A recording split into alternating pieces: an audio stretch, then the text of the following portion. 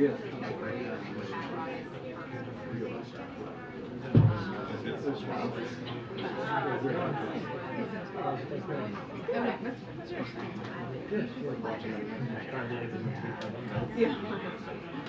Are you here? Did you try?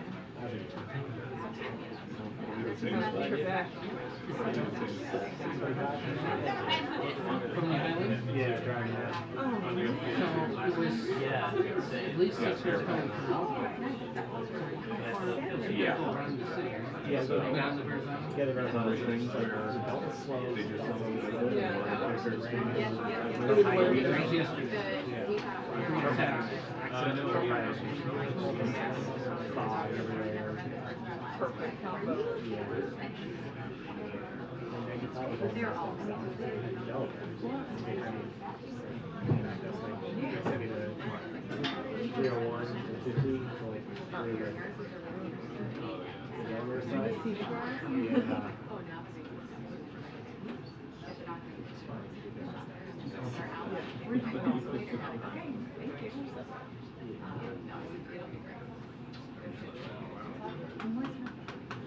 they're all in California expats. So like looking at some Texas, my parents are from Jersey. And so once we decided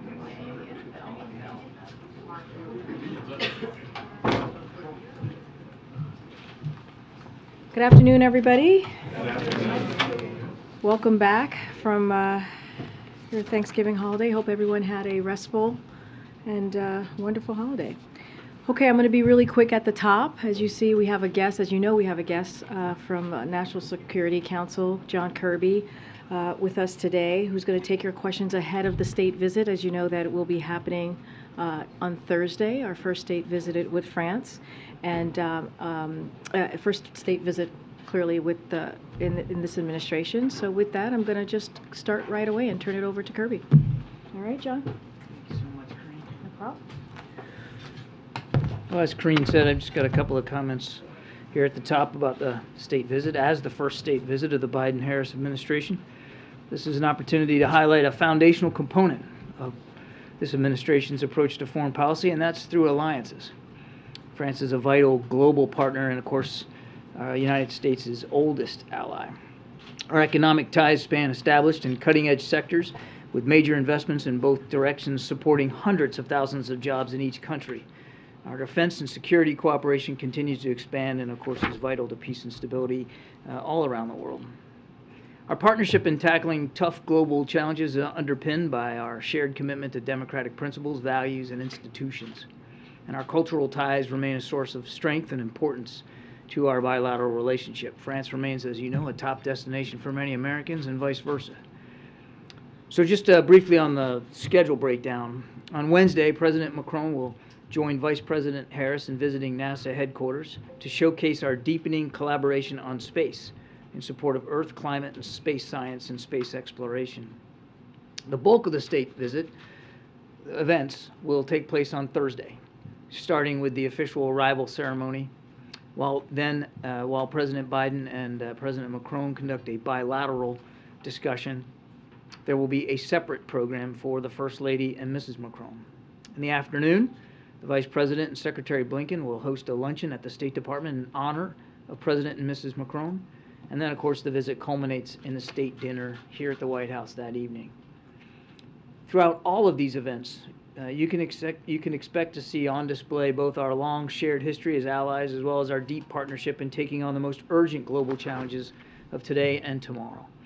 We anticipate that we'll have more to share about the details of the state dinner and the guest list later this week.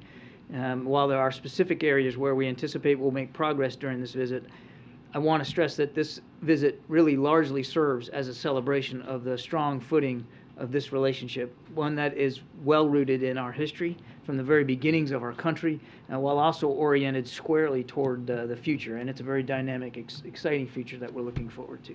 With that, take some questions. Andre, do you have Yeah, so John, I wonder if you could just say a few words about why France was chosen for the first state visit. I know you've sort of talked about the historic ties, but is this also kind of, a gesture in terms of making the relationship a little smoother after the August dust ups last year? I kind of alluded to it in the answer, Andrea. A real kind of the long pole in the tent for President Biden's approach to foreign policy and to the world around us is the strength and power of alliances. And our alliances is something that no other nation in the world can match, a network of American alliances. France is our oldest one. And I mean, if you look at what's going on in Ukraine, look at what's going on in Indo-Pacific and the tensions with China, France is really at the center of all those things. And President Macron has been a dynamic leader inside the G7, particularly there in Europe. And so the president felt that this was exactly the right and the most appropriate country to start with for state visits. Let me just follow up on that. One big issue that is dividing the U.S. and Europe at this moment are the EV credits in the Inflation Reduction Act. This is an issue. I mean, I realize the way the EU is structured, you know, the EU Brussels is in charge of trade policy. Do you expect that issue to come up? Do you think there's any chance of resolving that short of a WTO, dispute? I think certainly the issue will most likely come up. I think we look forward to having that discussion with our French counterparts. As you know, last month the United States helped stand up an EU-U.S. IRA task force just last month to try to make sure that we can better understand the concerns of our European friends about this and so many other issues.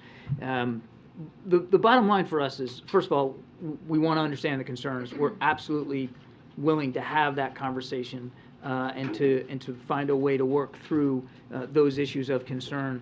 But it's not a zero-sum game. I mean, clean energy, that's a tide that raises all boats.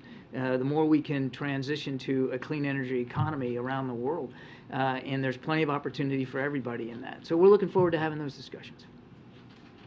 Thanks, Karine.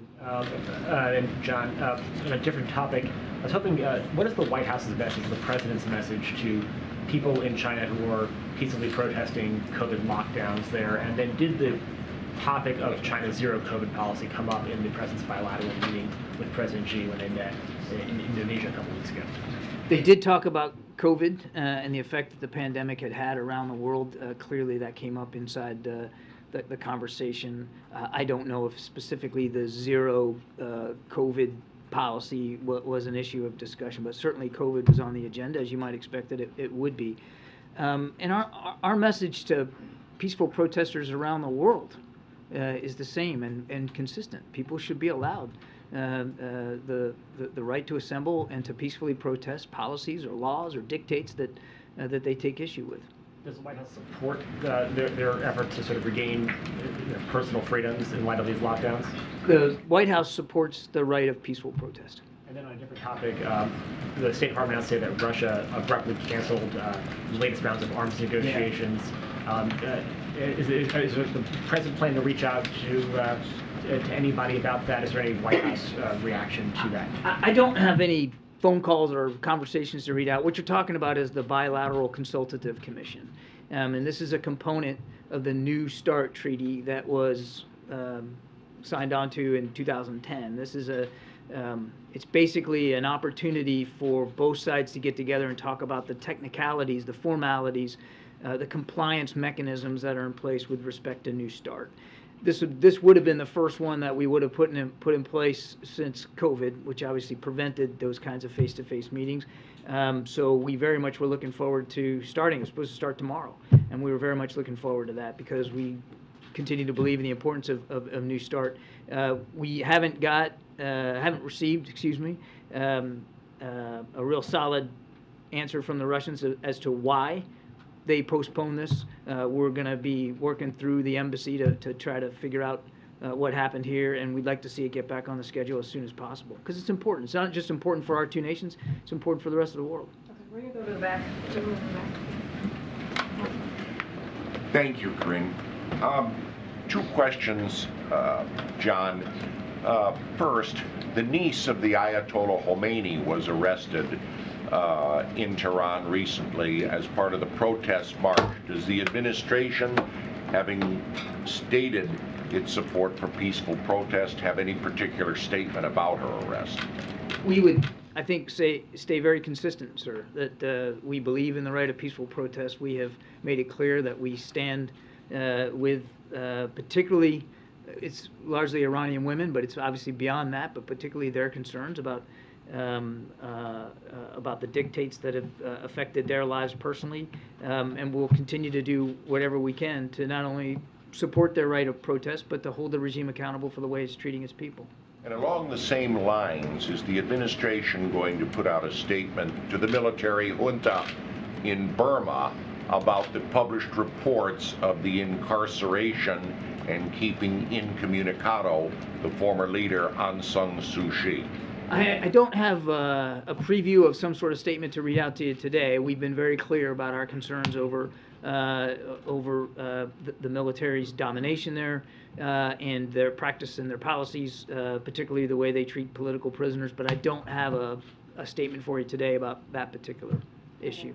On China, John, is it the U.S.'s assessment that these protests we've seen are widespread, or are they perhaps more isolated incidents that are being amplified by social media? I don't think that we know a whole lot more about the geographic location, size, scale, and scope of them than what you're learning as well through social media and through traditional media. It's not like we have, I think, a finer sense of insight than what's already out there in the public sphere.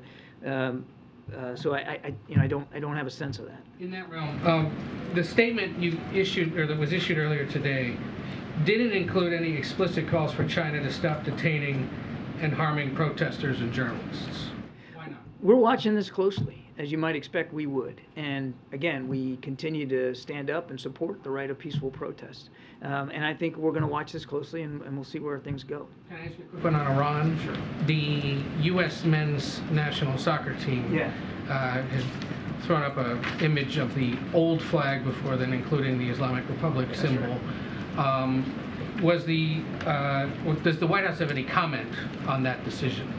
No, actually, we don't. And this isn't the kind of thing that the White House would comment on. USA Soccer is a private entity, and they make their own decisions about those kinds of things. And we wouldn't comment on that. We wish them all the best tomorrow. The team had said it had changed the flag after consultations with various entities afterward. Are you aware of anyone in the U.S. government speaking to the team about it? I'm not aware of any conversations by anybody in the U.S. government that had anything to do with their decision either to post that image previously and then to take it down and replace it. No.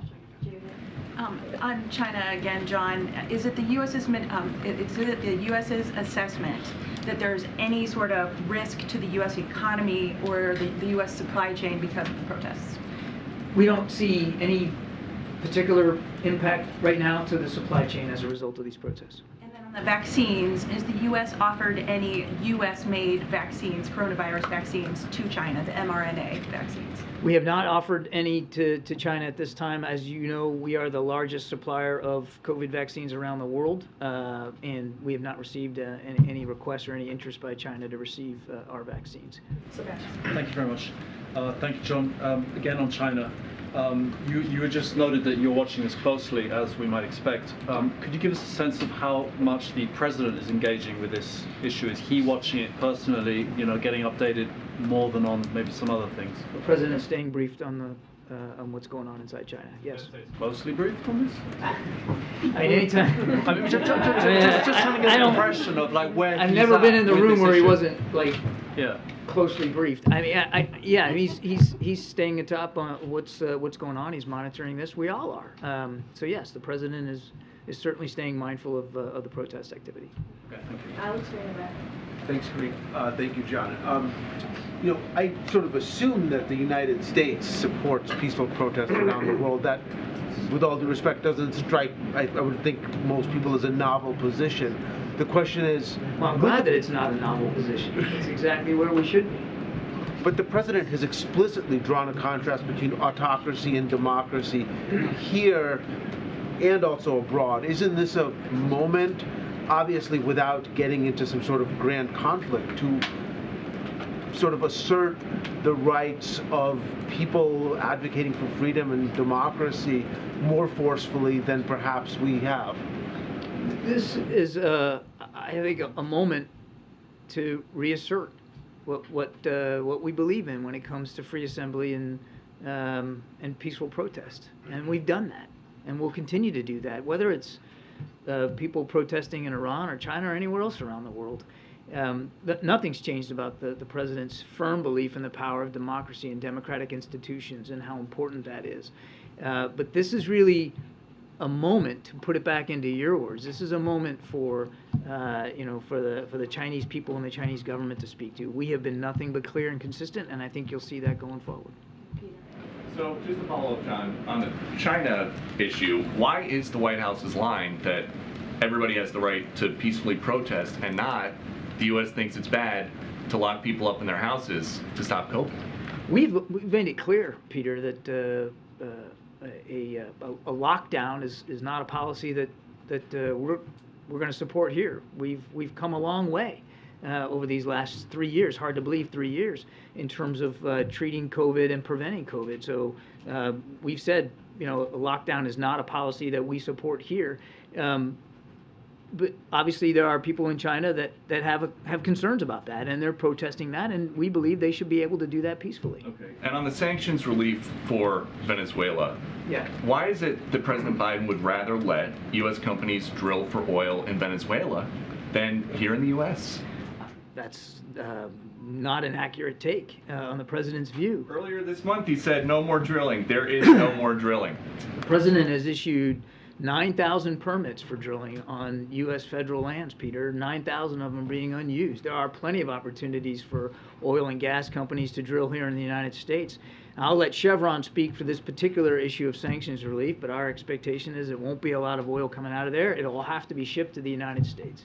Does the president think there's some benefit to the climate to drill oil in Venezuela and not here? No, it has nothing to do with a benefit to the climate, Peter. Again, there are 9,000 unused permits here in the United States on federal land that oil and gas companies can and should take advantage of. 9,000.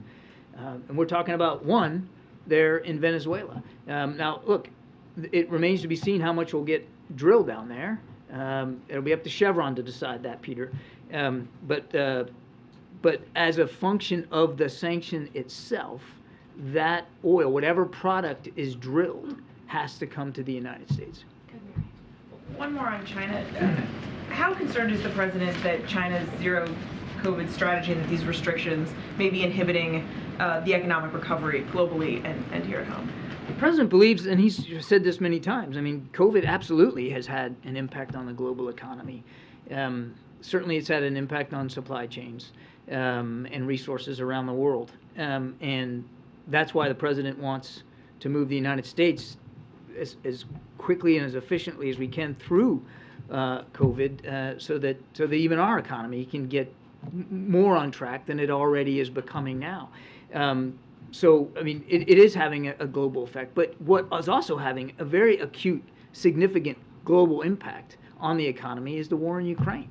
And that's why we're trying to go after a price cap on Russian oil. That's why we're trying to give Ukraine the tools and capabilities they need to succeed on the battlefield so that this war can end. It can end in a way in which Ukraine can be whole and sovereign and free. So there's a lot of impacts on the global economy. It's not just about COVID.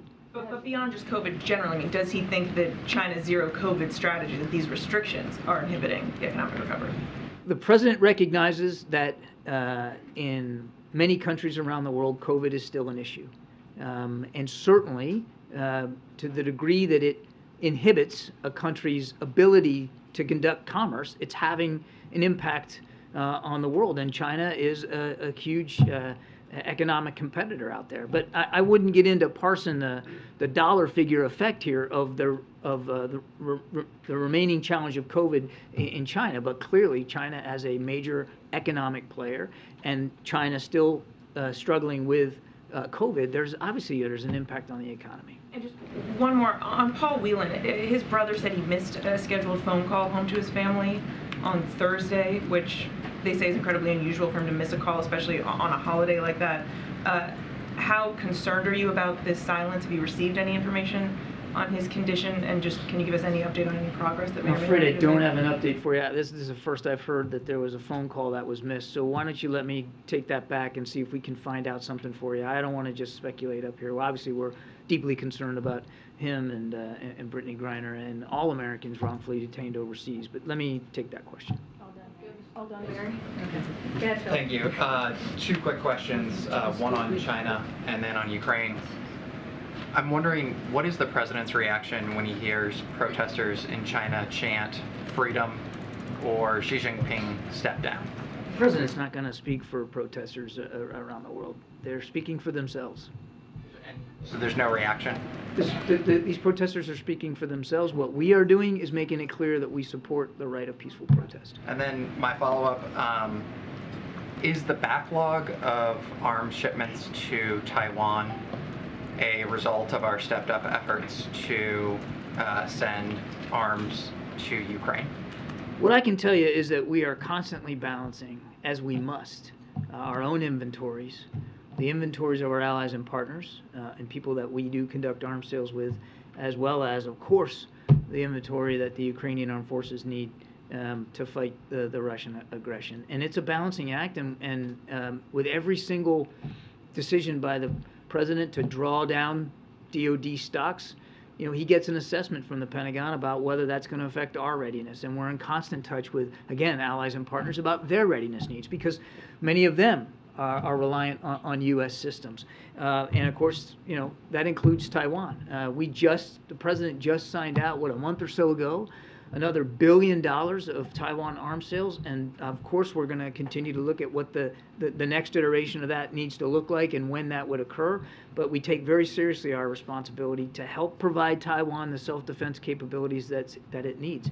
That's in accordance with law and policy, and that's not going to change. But in terms of those shipments actually going out the door to Taiwan currently, is there a backlog when it comes to those arms being shipped? I'm not going to get into at a public podium talking about inventory stocks of any system anywhere. That just is not a good idea for us to do, certainly not from the podium. We watch it very closely. We make sure that our readiness can be preserved as well as the readiness of our allies and partners.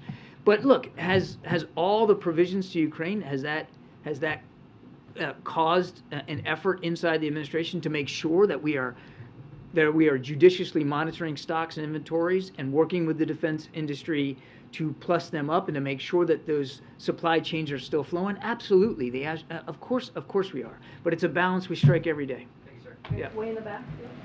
Thanks. Thanks, Ken. John, regarding Turkey, many are skeptical regarding the Turkish claims that the PKK was behind the explosion in Istanbul. And now they are using this as a justification for a ground operation in Syria. Yeah. Did the U.S. ask for an evidence, or did you offer help for in the investigation? Do you see this as a proper justification for a ground operation in Syria? I don't believe we're offered anything to help with the investigation, and we're not in a position to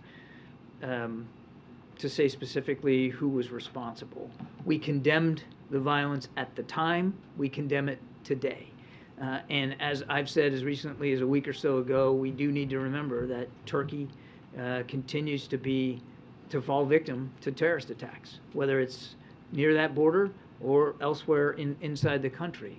And they have a right to defend themselves and their citizens against attacks. Now, what we've said additionally is that we want to see the tensions de-escalate here. And we don't want to see any actions that, A, lead to the potential of additional casualties, particularly civilian casualties, and B, do anything that would harm our efforts to continue to work with our Syrian counterparts against ISIS, which remains a viable, credible threat inside Iraq and Syria, and we got to keep the pressure on them. But is this a green light for Erdogan to go inside Syria? When you say they have the right to defend themselves, they do have the right to defend themselves. They have suffered terrorist attacks, but we don't want to see actions, particularly inside Syria, that are going to lead to potential for more casualties, more loss of innocent life, and any diminution of our efforts, a distraction away from our efforts, because we have troops in Syria to go after ISIS. The other thing I'd mention is we also don't want to see any actions inside Syria by Turkey or anyone else that could put American lives at risk, because there are Americans on the ground and they're helping the SDF. Thanks, John. There are some concrete steps moving the relationship forward in terms of a bilateral basis after the meeting between President Biden and Xi. Right. Is there any concern, or will those steps have any effect on how the U.S. responds to any Chinese response to the protests that are currently ongoing? I think we're going to have to watch this going forward, Phil. What I can tell you is, as you and I are talking today, there's been no change to our desire to continue to see these channels of communication stay open. And we were heartened coming away from the G20 that both leaders were able to agree on getting some of these working level discussions back open. And so we're still in that mode, Phil, where we want to continue to get those discussions back up in play. And as for whether or not there'll be an impact from the protests, we're just going to have to, I think we're just, as I said, we're going to watch this and see where it goes. One more quick one, apologies, Karine. We're kind of in crunch time for the price cap. You mentioned it a few minutes ago. Yeah. Is there a sense inside the White House right now that the president or the team will need to have more of a public posture in terms of trying to get this across the finish line? I know it's kind of an EU level issue right now, but Yeah, I don't think we're at that point right now where we feel there's some sort of inordinate pressure to be more public about than we already have been. I think we've been very public about it, or that we need to smash down on the accelerator here. The discussions are going well, we think.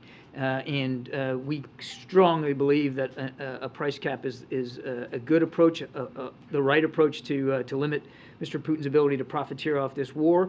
And our EU colleagues are working through the modalities of that right now, how that would be implemented, what level it's going to be at. We think those discussions are going on in a pretty robust fashion. So I don't think we believe there's a pressure on us right now to get more involved than we already are. Thanks. John, I want to try to get your response to a letter that was sent by the leadership of 5 news organizations to the administration. One of those news organizations is the New York Times. These organizations worked with Julian Assange prior to the publication of classified cables by Wikileaks, and they're asking that the administration drop the Espionage Act charge that was put forward against Assange by the Trump administration. Generally, what's the White House's response to that request? And I'll start there, and then I'll ask you a follow-up. Yeah, we're aware of it, and we would refer you to the Justice Department. All right. Anticipating that answer, what is your assessment, or what is the National Security Council's assessment of the harm that was done by the WikiLeaks leak in 2012? And that would inform any decision by the Justice Department. I think, if you go back and look at how the administration responded in 2012, and of course, President Biden was then vice president at the time, we would maintain that what we said at the time, what was said at the time, that those leaks, those revelations in the public sphere were damaging to U.S. national security. Yeah, I just wanted to ask, the head of NATO is warning that essentially Vladimir Putin is using winter as a weapon of war against Ukraine. What specifically is the United States doing in conjunction with its partners and allies to counter that, given the continued attacks on the energy grid? So you're referring to his targeting of civilian infrastructure. Yeah. So I mean, this is a guy who's used food as a weapon. He's used fear as a weapon. As the Secretary General of NATO said, now he's using the coming cold weather here to basically try to bring the Ukrainian people to their knees. When you take a look at what he's hitting, it's almost all civilian infrastructure. And it's largely, as you pointed out, it's energy, it's water, it's the kind of resources that people need as they get ready to brace for what will no doubt be a cold winter. So what we're doing is a couple of things. First of all, we're still going to continue to provide the Ukrainian armed forces with the tools, weapons, the capabilities, the training that they need so that they can be successful on the battlefield. And they have been very successful in just the last few weeks. Secondly, we're working with allies and partners around the world, and certainly working inside the various agencies of this administration to get spare parts, equipment, transformers, the kinds of material they'll need to get some of these systems and networks back up and running and get the power turned back on in much of Ukraine, as well as, of course, water resources. So we're working on that very, very hard, again, with allies and partners. Some of the material will no doubt come from the United States. But we also recognize that their grid is based on infrastructure that is uniquely European, and so we're working with, again, allies and partners in the region as well to see what they can do to get more in there to keep the lights on and the water running. But it's despicable. It's absolutely despicable what he is doing in these last few weeks. Not that it hasn't been despicable before, but you hit exactly on the issue that these targets are largely civilian, and it's designed for one reason, and that's to try to bring the Ukrainian people to their knees, because he can't bring the Ukrainian armed forces to its knees. And you would think that now, going into, I guess it's 8 months now, which is hard to believe, actually going into our 9th month here, that he would have learned, Putin would have learned a while ago that you just can't bring the Ukrainian people to their knees. 2 more. Yes, Kim Jong-un says he's trying to build the most powerful nuclear force. Do you still expect North Korea to conduct a nuclear test in the near future? We've said that we believe Kim could conduct a nuclear test at any time. One more. Yeah, his daughter made a public appearance twice this month. What do you think about appearance? Why suddenly now? Well, I certainly can't speak to the parenting skills of Kim Jong-un. I'm afraid I don't have anything for you. Look, in all seriousness, the man continues to advance military capabilities that continue to destabilize the region, not just the peninsula, but the region. And we're taking this seriously, which is why we're improving our intelligence capabilities there, collection capabilities in the region. It's why we're working so hard with Japan and South Korea, bilaterally and trilaterally. The president had a chance to meet with both leaders while we were at the G20 to advance our own defense capabilities and our own defense needs. People sometimes forget, I've said it you guys probably roll your eyes when I say this because I've said it before, but 5 of our 7 treaty alliances, since we started the briefing talking about alliances, 5 of 7 are in the Indo-Pacific. And we take them seriously because they put on us very significant security commitments to help with the defense of Japan and South Korea, respectively, in this case. And we take that seriously, which means we got to make sure we're ready for the kinds of capabilities that he clearly is so interested in continuing to pursue. Thanks, Brian. Thanks, John. Yeah. There have been reports about the penal colony that Brittney Griner is being held, indicating that she potentially is exposed to forced labor and homophobia and racism. Is there any update about her physical and mental health? And I know CIA Director Burns did meet with his counterpart in Russia. Are there any plans to have another meeting between officials between U.S. and Russia to specifically discuss this ongoing negotiation to get her home? Great questions, both of them. On the second one, we continue to have ongoing conversations with Russian officials about Brittney's release, as well as Mr. Whalen's, and trying to get them home to their families where they belong. I can assure you that those conversations are ongoing, and we want them both home as fast as possible, and this administration is going to stay committed to that task.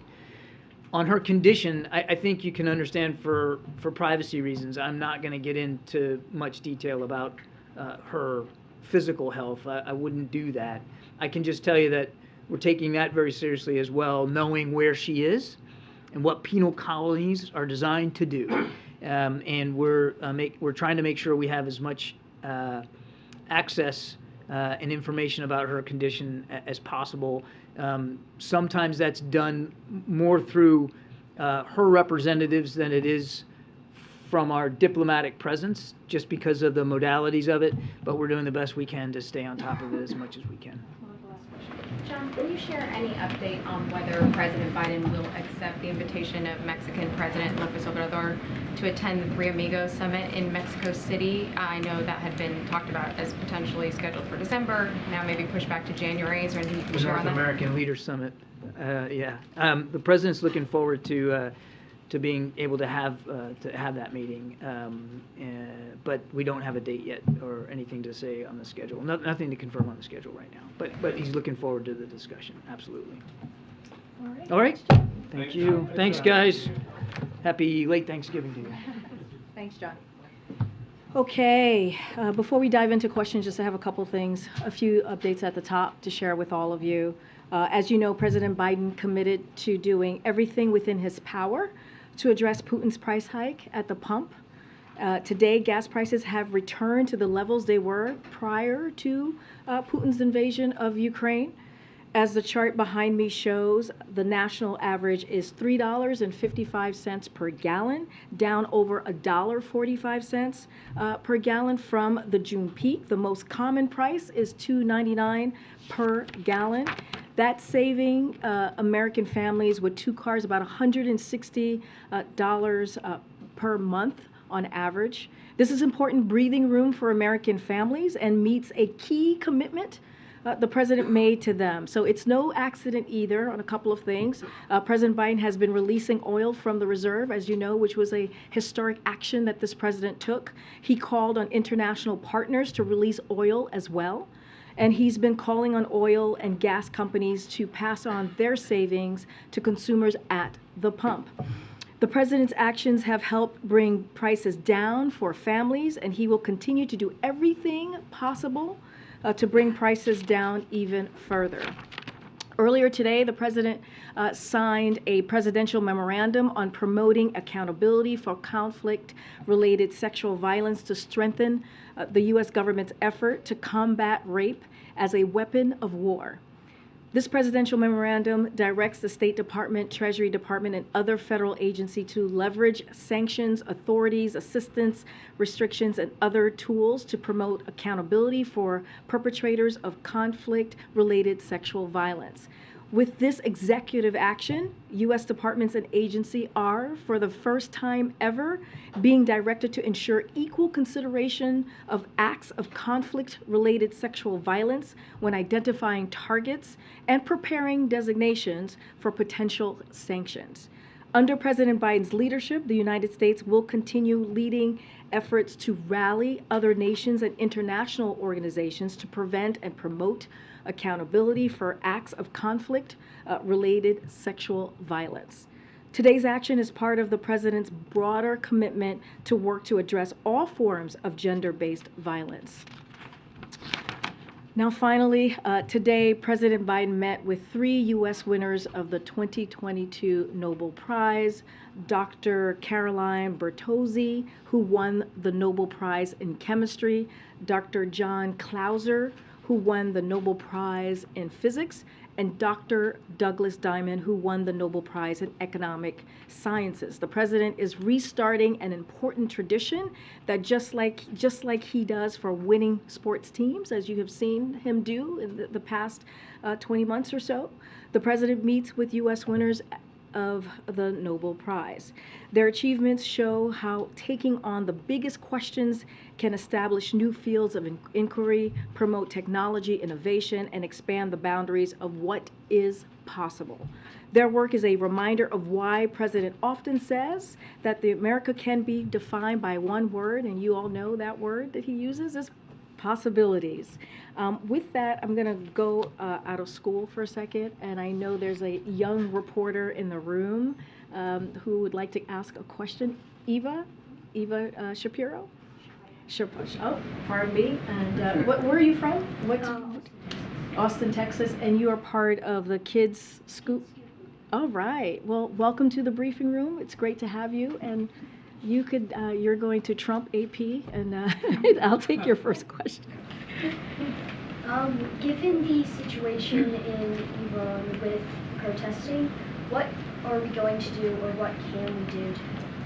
So that's an excellent question and an important question to ask, and we have answered this question multiple times here at this podium, and the president spoke to this when he was in the halls of the United Nations not too long ago in September, and he said, "We stand with the brave citizens and the brave women of Iran, who right now are demonstrating to secure their basic rights," end quote. There's a lot that we can do and a lot that we are doing to support those brave citizens, again, of Iran, those brave protesters. We're taking steps both on our own as the United States and also in partnership with other countries just around the world, and including organizations like the United Nations, as I mentioned when the president first made his comments about what we were seeing in Iran from the civilians. But let me just give you a couple of examples. We're using economic tools like sanctions against Iranian officials. We supported the UN Human Rights Council's vote to create a fact-finding mission to investigate human rights abuses in Iran, which was really historic, something that we had not seen.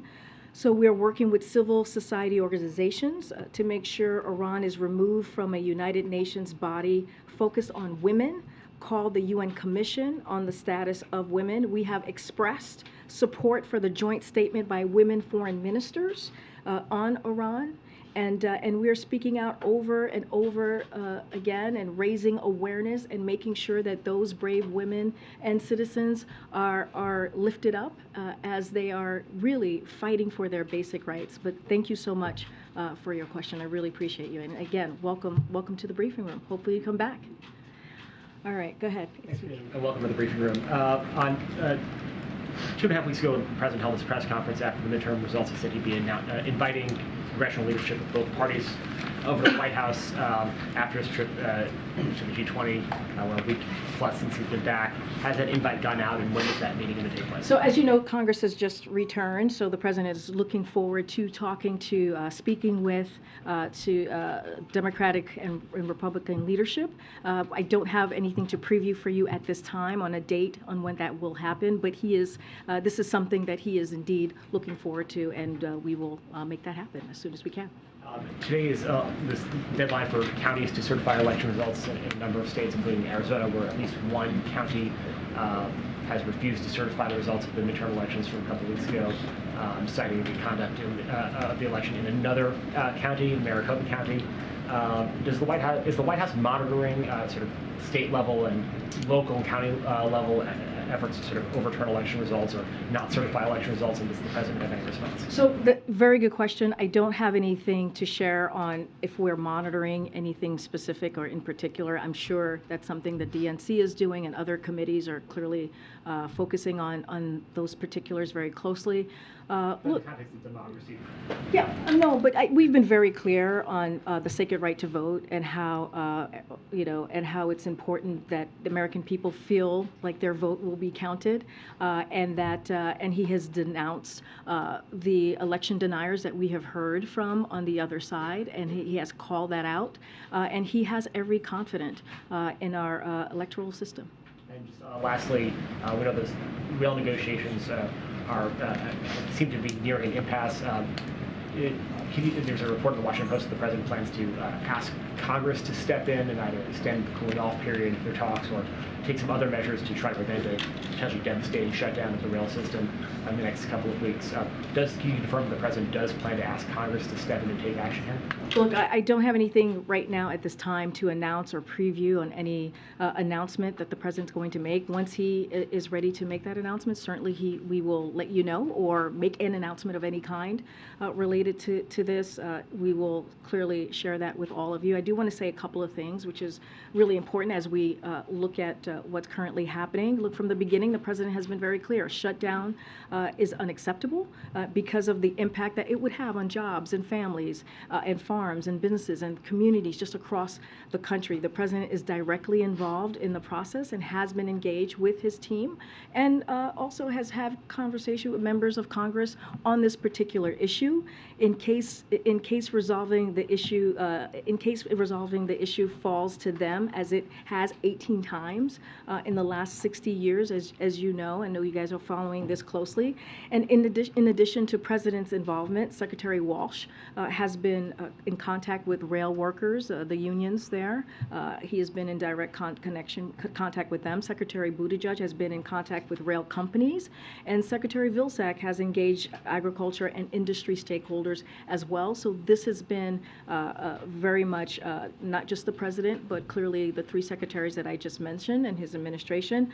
A majority of unions, as you all know, have voted to ratify the temporary agreement. That's 8 out of 12. There are 12 unions involved, and the best option that we believe, that the president believes, is still for the parties to resolve these themselves, resolve this themselves, and to do this really in short order. Members of the Democratic National Committee are meeting here in Washington later this week to talk about the potential calendar for the party's presidential nomination process in 2024. They're doing this, in essence, at the behest of the president, who has signaled that he's not a huge fan of Iowa going first, given the lack of diversity in that state. Can you say whether he intends to weigh in on this issue as or before they meet, or if he indeed believes that Iowa should lose its first-in-the-nation status? So, look, this is not something that I'm going to speak to from here. This is something that the Democratic National Committee, as you know, is that committee that you're speaking of is out of the DNC. And so I would refer you to them specifically. I don't have anything else to preview or to share about any comments or statements that the president may make on this particular issue. But again, from here, I'm not going to comment on this. I would refer you to the DNC. Are there any plans for the president to go to Georgia in the final days of the Senate runoff? So I've been asked this question before about what the president could potentially be doing for the Georgia runoff. I have to be careful because it is an existing race that is happening, and so I am covered by the Hatch Act, so can't speak specifically to this. But what I can say, and I've said this before, the president is willing to do whatever is needed of him by Senator Warnock. I don't have anything else to preview from here. So does that mean that the ask hasn't been made from Senator Warnock? I don't want to dive into request or ask. That's something that we didn't do during the midterms the past several months, so certainly not going to start now. What I can say, I don't have anything to preview for you at this time or to announce, but again, the president is willing to do whatever is asked of him. The Boston Globe is reporting that the president is going to be in Boston on Friday for a fundraiser. Can you confirm that trip? And then also, they note that day the Royals will be in Boston as well for the Earthshot Prize. Is there potentially going to be an overlap or meeting? So I heard about that. This is the Prince of Wales is going to be. I don't have anything to share on the president's travels for any traveling announcement to make for Friday or any future date after tomorrow. As you all know, he'll be going to Michigan. Once we have something to share, certainly we will share that. And as far as the Royals being in town, I don't have anything to preview as well. Finally, the president said he did a part of his annual physical while he was talking about answering a question about this specifically in Nantucket, and he said he would do the rest before the end of the year. What did he mean by that? And then will he be going to Walter Reed as he did last year? That's a good question. I actually have not talked to him about that. I remember him saying that over the weekend. Look, I was asked this question just at the last briefing. The president is in good health and maintains an active lifestyle. You see him on almost on a regular basis yourselves, and you can see he always says, "Watch me." He will have a physical in the upcoming months, and the results will be certainly released as the same way it was last year, in a very transparent way, and we will be sharing with all of you as soon as we have it. Go ahead, Stephen. Thanks. Just to go back to the rail labor dispute, what would drive the president to seek congressional resolution here? Look, I'm not going to legislate from here. What I can say is we have been in regular communication with Congress for the past several months, but certainly not going to legislate or lay out a process from here. Let me ask you this. In 1992, the last time Congress intervened to prevent a labor rail shutdown, Joe Biden was one of 6 senators, and only 6, to say that the Congress should not intervene, that it's a dynamic that favors the railroads against the interests of the workers. Why would he seek congressional intervention now? Look, again, I can't, when the president has made a decision on this, if he makes a decision on this, you'll hear directly from him. Don't have anything to share or preview at this time. As I mentioned moments ago, the president has been in regular contact with members of Congress. He has been directly involved in having those conversations, directly involved with his administration. I laid out what Secretary Walsh is doing, what Secretary Buttigieg and Secretary Vilsack. This is something that has been a priority for this president and this administration for the past several months. Majority, as I just laid out also moments ago, of unions have ratified the tentative agreement. Again, I'm not going to legislate from here. I'm not going to get ahead of any potential announcement. But as you stated, in cases like this, issues falls to Congress, and it has done this 18 times in the last 60 years. So again, it's not unusual, but I'm just not going to get into a hypothetical from here at this time. Okay. A couple questions about the lame duck agenda. The president said last week that he was going to try to ban assault weapons during this session. What does that look like? Is he making calls? Is he taking meetings on this? Has he tasked the team with working on this? And does he think that 60 votes are actually possible here? That's within reach somehow. So I'm so glad you asked the question, Mary, because this morning when I was in the Oval Office in a meeting with the president, he actually brought this up himself because he knows how his comments were reported over the weekend. And he wanted to be very clear, and he said that he believes that it's important to keep this issue in banning assault weapons at the front of minds of Americans. He believes that it is also up to him as President of the United States to make the case for why it is critical to move forward with assault weapons ban. And so he understands what's at stake. He wants the American people to continue to understand what's at stake. We know many communities have felt this very deeply, very personally, and he also believes, there were families this past Thanksgiving holiday who looked around their table and there were missing members of their family because of this gun violence, this horrific gun violence that we have seen as recently as this weekend, as recently as just last week. And he believes that they deserve for him to continue to talk about this, continue to put this out there about the importance of getting this done for American communities. But again, look, we understand it's an uphill battle. We understand that this is not easy. He gets that, but doesn't mean that he's going to stop fighting for it or that he's going to stop talking about it. And on one other issue, raising the debt ceiling, we've seen Republicans sort of threaten to use this as leverage to get some of their agenda items through. How much importance does the president place on raising the debt ceiling during a lame duck session? So, we've been clear about this. When it comes to the debt ceiling, it should not be used or never be a matter of political brinksmanship. We've been very clear about that, and congressional Republicans, they passed this with the last president 3 times. The former president, they passed to lift the debt ceiling 3 times. There's no reason why this should not be happening this time around. Congress, needs to take the responsibility once again to address the debt ceiling before it expires, and they need to act sooner rather than later. Look, now that Congress is back, we believe that there will be more of an urgency to get this done. Look, this is about the sooner they act. This is about our economy. This will be better for our economy. So we'll have those conversations. The president, as I was asked moments ago, is going to meet with leadership from both the House and the Senate, the Democratic and Republican leadership, and certainly we'll be having these conversations. You just laid out for us the gas price. The gas prices are back down to levels before the war. Housing prices, on the other hand, are not coming down nearly fast enough.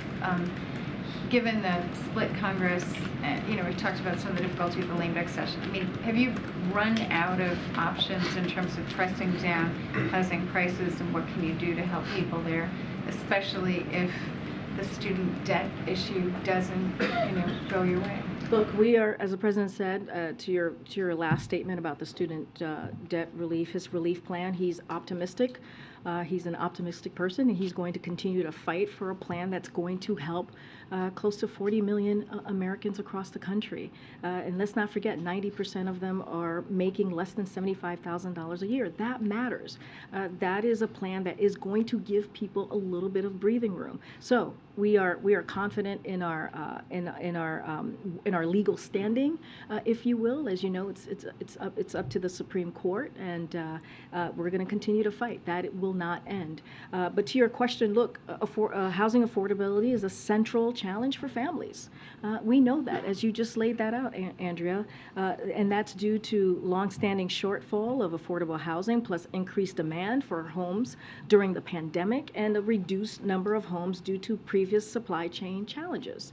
So the good news is this, that we are starting to see the housing market cool by a range of measures, just a bit. Several data sources now show that rent falling or rent growth easing in recent months, which should mean lower shelter inflation on months ahead. And but we understand and we get it. As I just said, it's a central issue for many families, many Americans. There's more work to do, and we will continue to use all of the administrative tools to make sure that we continue to give families some relief. The question about Twitter.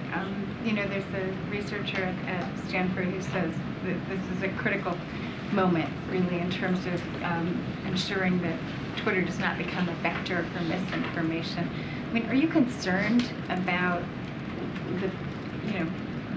Elon Musk says there's more and more subscribers coming online. Are you concerned about that, and what tools do you have? Who is it at the White House that is really keeping track of this?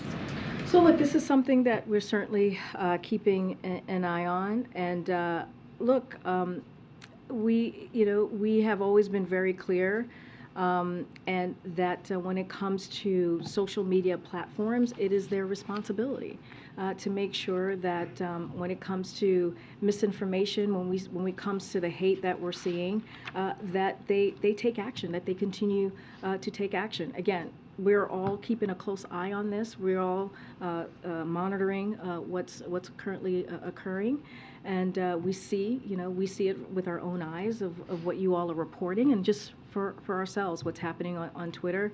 But again, social media companies have a responsibility to prevent their platforms from being used by any user to incite violence, especially violence directed at individual communities, as we have been seeing, and the President has been very clear on calling that out. He'll continue to do that, and we're going to continue to monitor the situation. Go ahead, Phil. Thanks, Karine. I don't think the President has spoken to the House Republican leaders since the day after the election, even though the House was called for Republicans a few days later. Is that anything to do with the fact that he may not actually be Speaker of the House next Congress, or how are you guys kind of working through that? No, I mean, Congress has been out. They're just coming back in. Look, the President has been really clear, and he's underscored this many times, that he's eager to find common ground and work across the aisle. That is something that he has done while he's been president here. The CHIPS and Science Act, as you all know, the bipartisan infrastructure law is something that he's done as well, and he has signed into law more than 200 pieces of legislation that were bipartisan. So look, he's looking forward to having those conversations with congressional Republicans, and what his focus is, and he's been very clear about this, is delivering for the American people, continuing to give them that little bit of breathing room. And once we have that meeting set, we'll share that. And then when it comes to the lame duck, you talk about the bipartisanship idea. He's going to need at least 10 Republicans on a government spending package if an omnibus is going to move forward. Has he been given any signals by Senate Republican leadership that there will be 10 Republicans for an overarching full fiscal year deal? So look, when it comes to the government funding, our efforts to secure the needed government funding are in good hands with our OMB Director, Shalonda Young. She is not new to this. As you know, we were able to get this done in a bipartisan fashion just last year, and so she knows how to reach across the aisle. And so we are confident that we will get this done.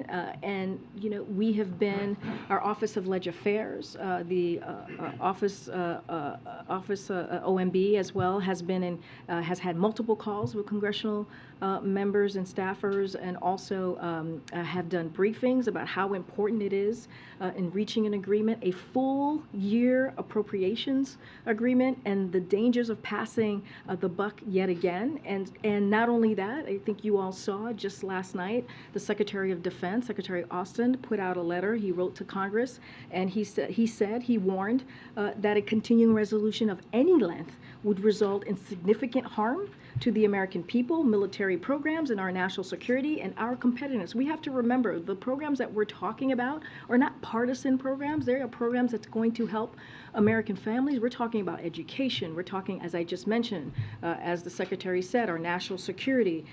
You know, we're talking about things that really, truly matter to the American people. Education, cutting-edge technology, all of these things are not partisan issues. And so we should be able to get this done in a bipartisan way, just like we did last year. Thanks, Karine. You mentioned earlier about how passing an assault weapons ban would be an uphill battle, especially given the breakdown in Congress. I wonder if there are other things the president is considering, whether it's executive authority or calling on state governors to take action at the state level. What are some of the other things that the president's considering? Well, so let me just first state, I get your question, but let me just first state a couple of things. Number one, this president has taken more executive action his first year and a half on dealing with gun violence than any other president. And that shows his commitment and what he has been able to do and wanting to make sure to protect our communities. And so just want to be very clear on that. And let's not forget, just a couple of months ago, there was a bipartisan legislation on protecting our communities to really deal with the effects of gun violence. And so that is something that happened. That was the first time we were able to see that type of legislation in 30 years. So again, I have said this, the president is an optimist, but he also understands that he sees that as his responsibility to continue to make the case. I don't have anything else to preview as to any additional executive action that will be taken from here. But again, we have seen action on this during his presidency that we hadn't seen in 30 years. Question about tomorrow, the president's going to Michigan. Do you have a preview on what he plans to say and sort of what that portends for his future travel during the lame duck and to the new Congress? Yeah, I actually do. I have something to share for you all to preview. So, as you just mentioned, the president's going to be going to Michigan, specifically Bay City, Michigan, to discuss the American manufacturing boom.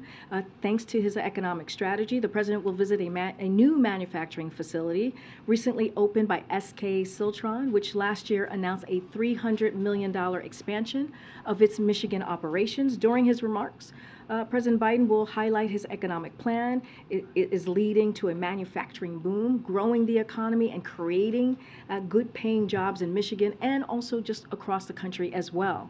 As you all know, the economy has created more than 700,000 manufacturing jobs, and that is 10 million total jobs created under this president in his first almost 2 years here in the White House. He will also discuss Democrats' success in the midterm elections in Michigan, thanks to our efforts to build an economy from the bottom up and the middle out to protect democracy, as you've heard the president speak to, and protect women's reproductive health care, which is something that the president and the vice president is committed to doing. I would expect more coming from us this evening. We usually do a background call or have some information out there for you all to just lay out exactly what you can expect from the trip. Go ahead. On the rail issue again, you know, when this was, the tentative agreement was announced a few months back, it sort of it was after, what, an hours-long overnight meeting with all of the parties involved with the Labor Secretary. Have the talks reached that level of intensity, that level of engagement with the administration? And if not, is that a strategy we would see employed again, essentially putting all of the parties in a room overnight, however long it takes, and nobody leaves until there's a deal? No, totally appreciate the question. Look, the president has been very clear, shutdown will be unacceptable. As I mentioned, Secretary Walsh has been in direct contact with the unions, the rail unions. Secretary Buttigieg has been in touch with the rail companies, and Secretary Vilsack has been in touch with the agricultural sector. So we have been in regular touch with folks, and we're continuing to do that. The president has had multiple conversation, has been directly involved with his administration and also members of Congress. And so what we believe and what we will continue to say is that we think and what should be happening in good faith is that they should come up with a solution. Majority of the unions have ratified this. You have 8 out of the 12, which is important to also note. But again, this is, I'm just not going to get into any details on what else we can, other efforts that we might be taking. That's been planned or set with every representative. I don't have anything to preview about convening everyone here all at once, but it matters. It matters that Secretary Walsh has been in direct contact with the rail workers. It matters that Secretary Buttigieg has been in touch with the companies, and it matters for certain that Secretary Vilsack has been in touch with the agricultural sector, and that's going to continue. Those conversations will continue to happen. Again, the president has been very clear. A shutdown is unacceptable. It will hurt families, communities across the country. It will hurt jobs. It will hurt farms. It will hurt businesses, and it just should not be happening.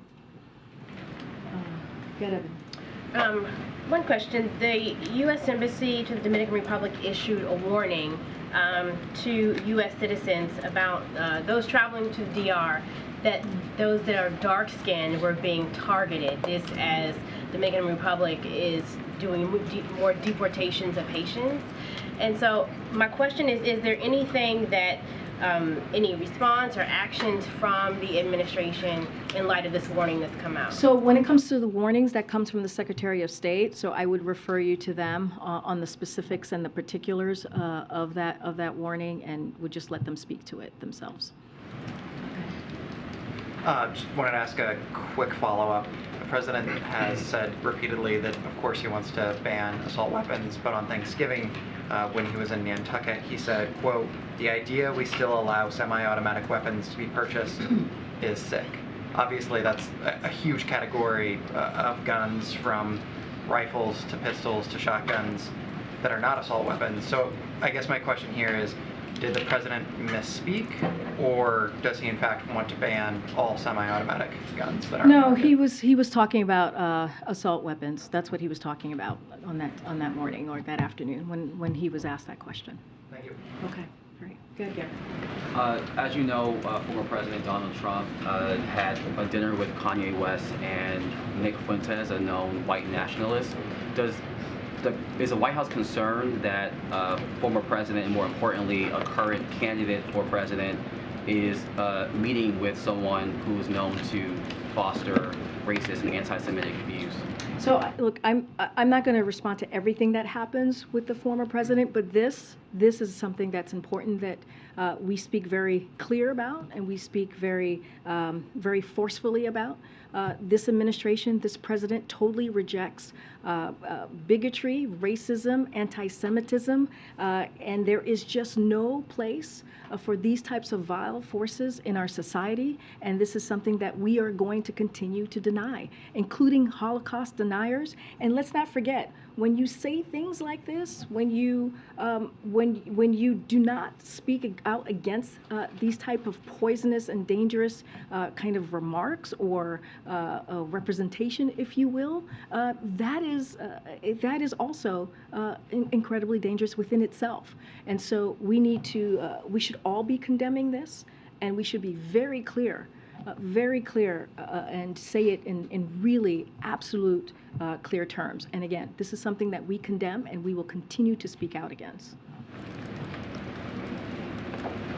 Quick one on the World Cup, please. So just while we're sitting here, a man carrying a rainbow flag and wearing a T-shirt saying respect for Iranian women ran across the pitch and was then taken away. So first of all, is the president going to be, I know he's traveling tomorrow and he's got to give a speech and so on, but it's right around the time of the big game. Is he going to be basically kept abreast of how that's going? And just on the political side, what does he feel about the rights of people to do things like what this man did just now, wave a LGBT flag and call out for Iranian women? Thank you. Just more broadly, and we'll say this.